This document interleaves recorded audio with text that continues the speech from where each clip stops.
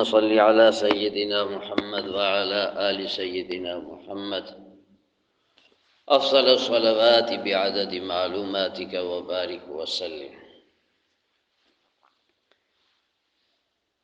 انسان جب سن شعور کو پہنچتا ہے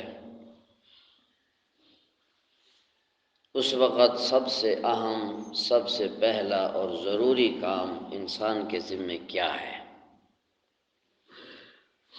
اور اس سے پہلے جب انسان دنیا میں آتا ہے خود اس میں شعور، سمجھ، عقل نہیں ہے، نہ اس کا کوئی اختیار ہے، لیکن اس کے اوپر والے، اس کے والدین، اس کو سنبھالنے والے، ان کے ذمے سب سے پہلا کام کیا ہے۔ یہ دو کام اگر انسان سمجھ لے اور اپنی زندگی مرتے دم تک اس کے مطابق گزار لے تو وہ دنیا آخرت میں کامیاب ہو جائے۔ جب انسان پیدا ہوتا ہے خود عقل و شعور نہیں ہے، اختیار نہیں ہے،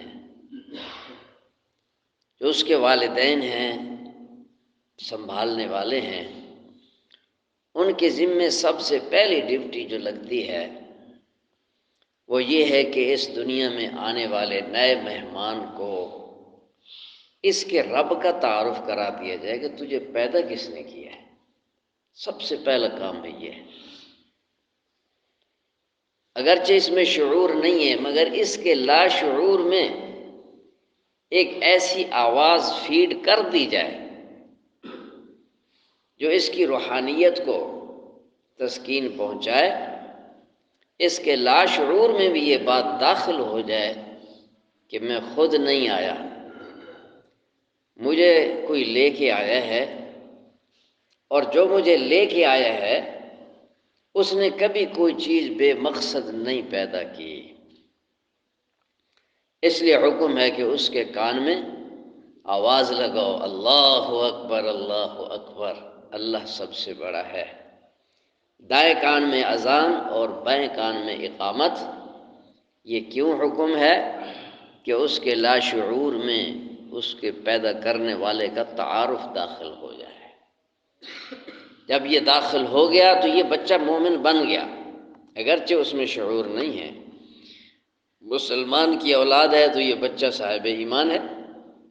جب بھی اگر فوت ہو گیا بچپن میں ہی، سن شعور سے پہلے ہی فوت ہو گیا تو یہ سیدھا جنت میں جائے گا کہ یہ اللہ پر ایمان لایا ہے، اس کا یہ ایمان بھی گویا شریعت میں معتبر ہے۔ پھر جب بچہ سن شعور کو پہنچتا ہے اور سن شعور کا آخری درجہ بلوغ ہے، اس سے پہلے بھی شعور مل جاتا ہے، تو اس وقت بھی سب سے پہلی ذمہ داری اس کے ذمے جو عائد ہوتی ہے وہ یہ ہے کہ اپنے رب کو اب اپنے ارادے سے پہچانے۔ پہلے بغیر ارادے کے پہچانا تھا، دوسرے کے تصرف سے اس نے اپنے رب کو پہچانا تھا، اپنا ارادہ نہیں تھا۔ تو جب یہ ارادے کا مالک بنا ہے تو اب اپنے ارادے سے اپنے رب کو پہچانے۔ اب رب کو پہچاننا کیا ہے؟ رب کو صرف پہچاننا کافی نہیں ہے نجات کے لیے، رب کو پورا پہچاننا ضروری ہے، کیونکہ رب تعالیٰ کو مشرک بھی پہچانتا تھا۔ قرآن پاک نے جا بجا مشرکین کے ساتھ تو مذاکرے ذکر کیے ہیں۔ امن خلق السماوات والارض، ان سے پوچھو زمین و آسمان کو کس نے بنایا، کہتے ہیں اللہ۔ ان سے پوچھو آسمان سے بارش کون برساتا ہے، کہیں گے اللہ۔ ان سے پوچھو کہ زمین سے کھیتی کون اگاتا ہے، کہتے ہیں اللہ۔ تو معلوم ہوا کہ مشرک بھی رب کو پہچانتا ہے، وہ اللہ کو اللہ جانتا ہے، مگر اس نے رب کو پورا نہیں پہچانا۔ جب رب کو پورا نہیں پہچانا تو ادھوری پہچان اس کو جہنم سے نہیں بچا سکے گی اور جنت میں نہیں لے جا سکے گی۔ اللہ رب العزت کی پوری پہچان ضروری ہے بھائی، ورنہ نجات نہیں ہوگی۔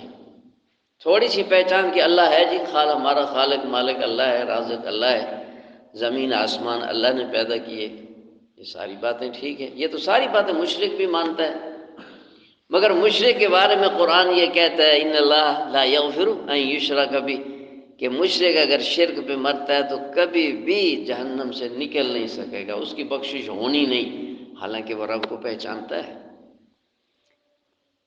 لیکن یاد رکھیں کہ وہ اس کی پہچان ادھوری پہچان ہے، پوری پہچان یہ ہے کہ اللہ ہی ہے، اس کے سوا کوئی نہیں، یہ ہے پوری پہچان۔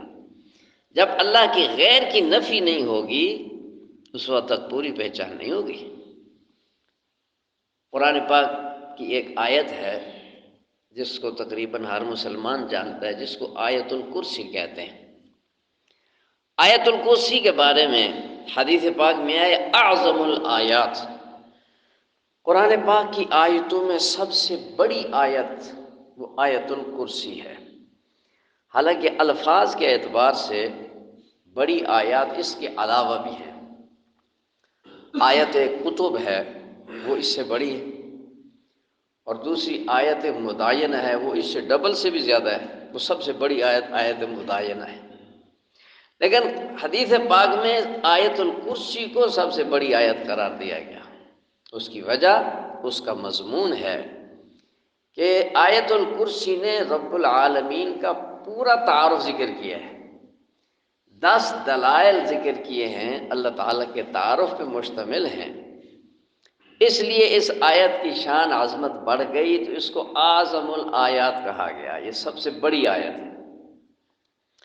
اور سورتوں میں الفاظ کے اعتبار سے سورت بقرہ سب سے بڑی ہے، لیکن احادیث میں سورت اخلاص قل هو اللہ احد کو سب سے عظیم سورت کہا گیا، یہ بڑی سورت سورت اخلاص ہے، حالانکہ باقی صورتیں اس سے زیادہ ہیں، وہ چھوٹی سی صورت ہے۔ اس کی وجہ یہی ہے کہ سورت اخلاص نے اللہ رب العزت کا پورا تعارف کرایا ہے۔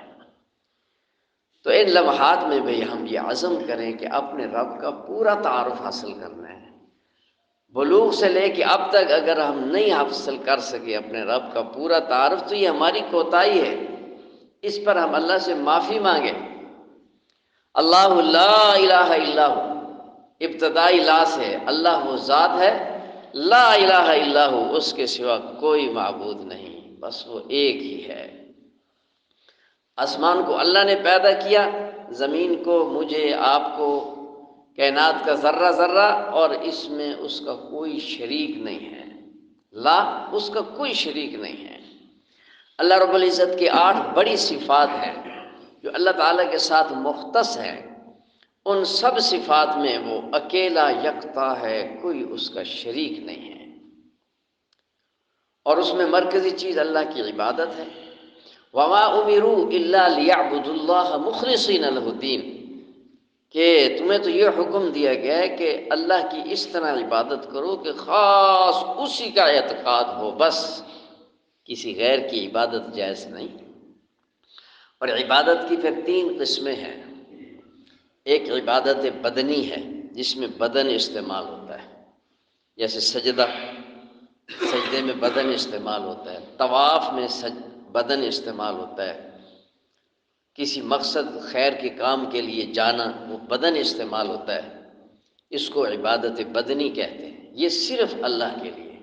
سجدہ غیر اللہ کے لیے حرام ہے، تعظیمی سجدہ بھی حرام ہے۔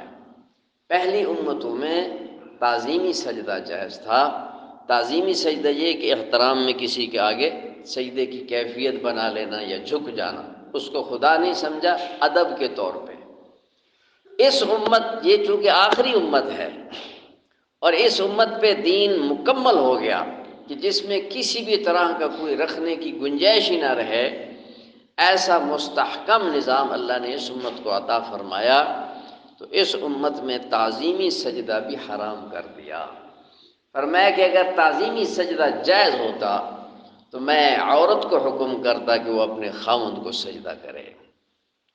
تو جب نبی کو تعظیمی سجدہ جائز نہیں، نبی کی قبر اطہر کو تعظیمی سجدہ جائز نہیں، فرمایا لا تتخذوا قبری عیدا، میری قبر کو میلے ٹھیلے کی جگہ نہ بنانا، قبروں کو سجدے نہ کرنا، اللہ کے رسول صلی اللہ علیہ وسلم نے عبادت کی وضاحت کر دی، یہ پیشانی صرف اللہ کے آگے جھکے بس۔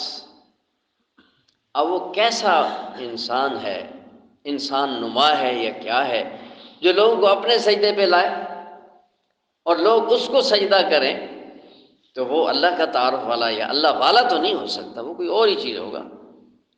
سجدہ صرف اللہ کے آگے، طواف صرف بیت اللہ کا ہے۔ بعض لوگ قبروں کا طواف شروع کر دیتے ہیں، بزرگ کے پاس گئے، بزرگ کی قبروں پہ جانا ٹھیک ہے، کوئی حرج نہیں، ثواب ہے، دعا کرو، برکتیں بھی ملتی ہیں، دعا جائز ہے، ہم بھی جاتے ہیں، لیکن عبادت اللہ کی ہے، طواف جائز نہیں۔ تو بدنی عبادت صرف اللہ کے لیے۔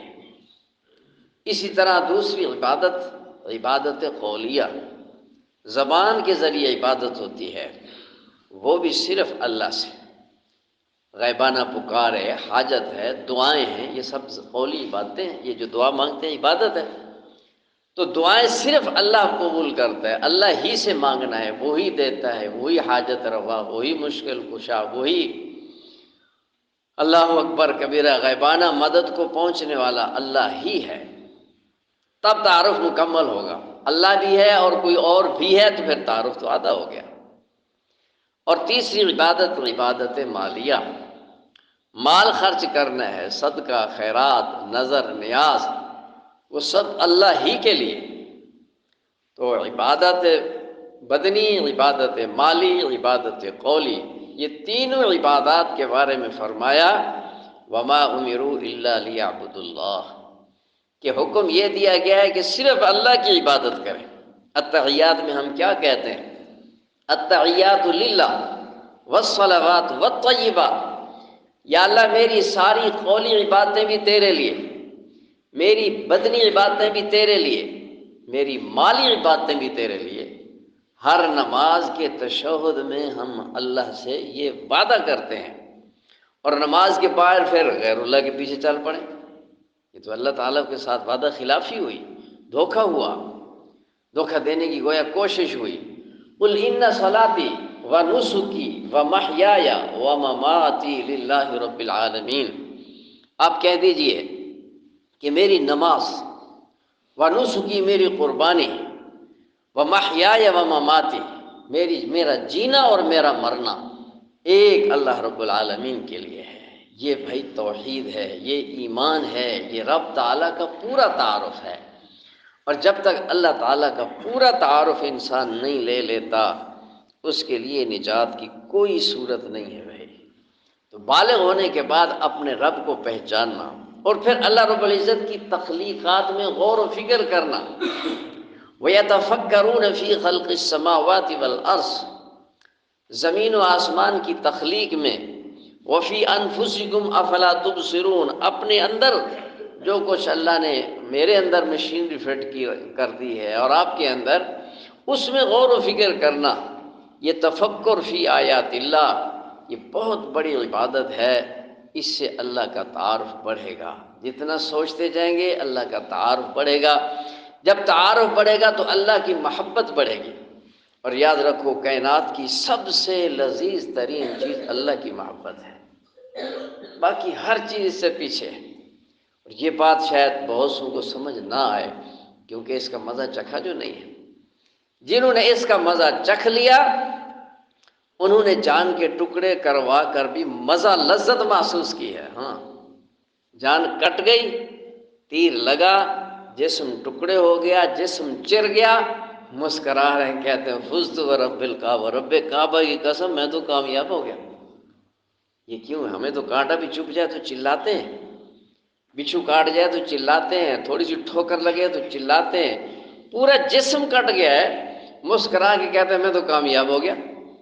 کیونکہ اللہ کی محبت کی لذت نے انہیں اس کٹنے اور جسم کے ٹکڑے ہونے میں بھی ان کو لذت فراہم کی ہے کہ اللہ کی محبت سب سے لذیذ چیز ہے۔ حضرت یوسف علیہ السلام کو دیکھنے والیوں نے اپنے ہاتھ کاٹ دیے اور انہیں احساس بھی نہ ہوا، وجہ کیا ہے کہ حسن یوسف کے دیکھنے میں انہیں اتنی لذت آئی کہ ہاتھ کٹنے کا پتہ بھی نہ چلا۔ تو جنہوں نے اللہ سے محبت کر لی، اللہ کی محبت میں انہیں اتنی لذت آتی ہے کہ جسم کٹنے کو انہیں احساس ہی نہیں ہوتا۔ اب نہ یقین آئے تو غزہ والوں کو دیکھو، ایمان سیکھنا ہے تو غزہ والوں سے سیکھو، اللہ کی محبت سیکھنی ہے تو غزہ والوں سے سیکھو، اللہ اور اس کے رسول کا تعلق سیکھنا ہے تو غزہ والوں سے سیکھو۔ حقیقت میں واللہ بتاتا ہوں، واللہ باللہ کہہ رہا ہوں، ان کے ایمان کو دیکھ کر میں اپنے آپ کو، ہم سب سمجھتے ہیں ہم تو منافق ہیں، ہمارے اندر تو ایمان ہے ہی نہیں۔ یہ کیسا ایمان ہے؟ یہ کیسا ایمان ہے کہ ہم 5 وقت کی نماز ہمارے لیے مشکل ہے؟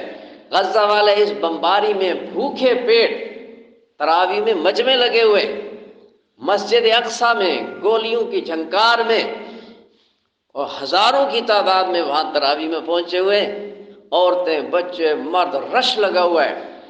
پرسوں کے جمعے میں 40,000 کا مجمع مسجد اقصیٰ میں تھا، جنگی حالت میں، اور ہمارے لیے یہ محلے سے اٹھ کے مسجد میں آ جانا، کچھ ٹائم گزار لینا، تراویح میں شریک ہو جانا، یہ مشکل ہے۔ ہمارا کیسا ایمان ہے؟